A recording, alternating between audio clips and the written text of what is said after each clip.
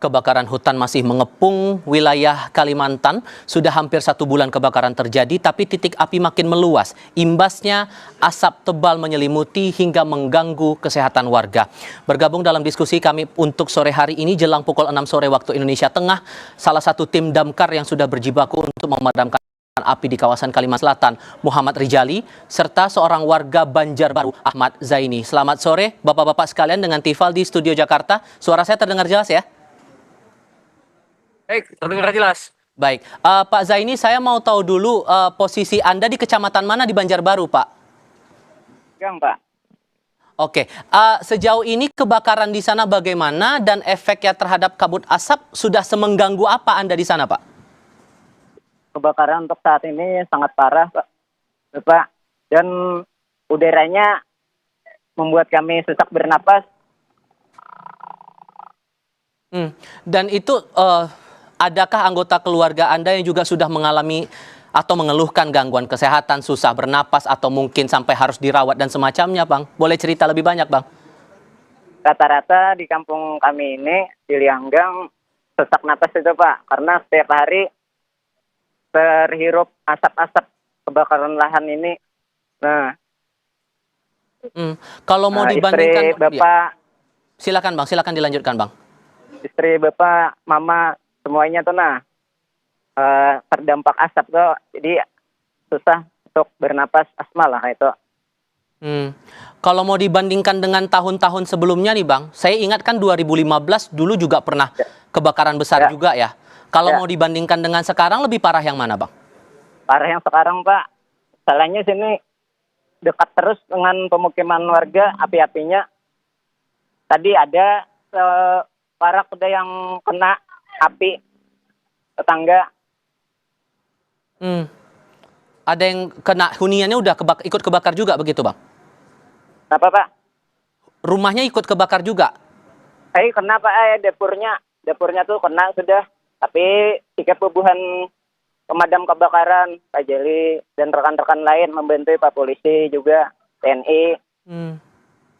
Oke, Pak Rijali sekarang. Pak Rijali, kalau yang Anda amati dan Anda tangani sejauh ini, seberapa parah sebetulnya untuk menangani karhutla? Karena saya lihat laporannya makin hari makin meluas titik-titiknya, betul Pak? Ya, betul. Makin hari makin meluas dan makin banyak lahan yang terbakar. Otomatis tim kami juga cukup ekstra untuk melakukan penanganan kebakaran hutan dan lahan di wilayah Landasan Ulin di Kota Banjarbaru. Dan juga untuk sekarang api sudah selalu hampir mengenai pemukiman warga atau rumah warga, karena di belakang rumah warga itu masih banyak semak belukar yang tidak dibersihkan dan itu yang membiaskan kepada pemukiman warga. Sehingga pendekatan untuk pemadamannya sudah nggak bisa lagi pakai jalur darat, harus lewat udara atau ada strategi lain mungkin Pak Rijali? Oke, baik. Kami menggunakan 2 strategi. Kalaupun itu menggunakan jalur udara, berarti itu harus perumahan itu jauh dari zona listrik atau tiang listrik. Jika itu mendekati tiang listrik, kami menggunakan metode jalur darat, yaitu menggunakan unit tangki dan portable yang di jalur darat tersebut untuk melakukan pemadamannya. Untuk dukungan dari pusat ada tambahan personel kah, alat-alat untuk membantu proses pemadaman atau ada hal lain mungkin Pak Rijali? Oke, kalau untuk personil, alhamdulillah beberapa waktu terakhir juga kami dapat bantuan dari pihak perusahaan juga menurunkan banyak pasukan ke lapangan untuk membantu kami di lapangan. Adapun untuk dari pusat, segala peralatan sudah dicukupkan untuk kami di lapangan, disediakan semuanya. Dan ini ini masih memungkinkan penanganan dalam jangka panjang atau hanya dalam waktu tertentu saja bantuan yang ada sekarang, Pak? Untuk saat ini kemungkinan masih bisa digunakan jangka panjang, karena untuk jangka panjang saat ini lahan gambut yang 2-3 meter itu yang perlu penanganan ekstra. Ini dengan kondisi yang makin luas, titik api bahkan mendekati permukiman warga, ada tantangan sendiri nggak sih Bang Rijali kalau melihat kondisinya seperti ini? Bahkan tadi Bang Zaini di titik yang lain di wilayah Banjarbaru bilang ini yang lebih parah ketimbang yang dahulu-dahulu. Betul, kalau untuk tantangan sebenarnya semua ada resikonya, semua ada tantangannya, melainkan kami tetap mencoba untuk mengusahakan yang terbaik, sesulit apapun itu tantangannya. Insya Allah masih bisa dilaksanakan. Oke.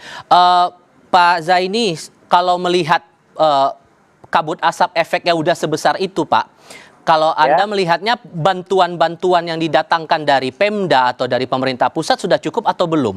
Kalau belum cukup, harus yang kayak gimana sih Bang bantuan yang harus ditunjukkan ke warga gitu? Oh, untuk saat ini belum cukup. Masker tuh masih kurang Pak di sini. Setiap rumah tuh belum dikasih masker, kayak itu masih kurang. Kami susah bernapas. Waktu pagi itu kabut, jadi ngalih pandangan terbatas cuma 2 meter. Menghirup topang Pak nah. Menghirup udara itu udara yang asap.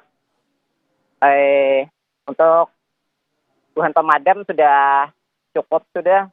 Beratnya banyak aja sudah. Nah, jadi sini anehnya aja Pak lagi mun kawa tuh tiap di muka rumah tuh ada sumur-sumur tuh Pak. Karena sini air tuh kekurangan karena kering tuh Pak. Kalau bisa kepada pemerintah untuk membuat sumur Pak supaya nyaman hubungan pemadam nih mengambil airnya.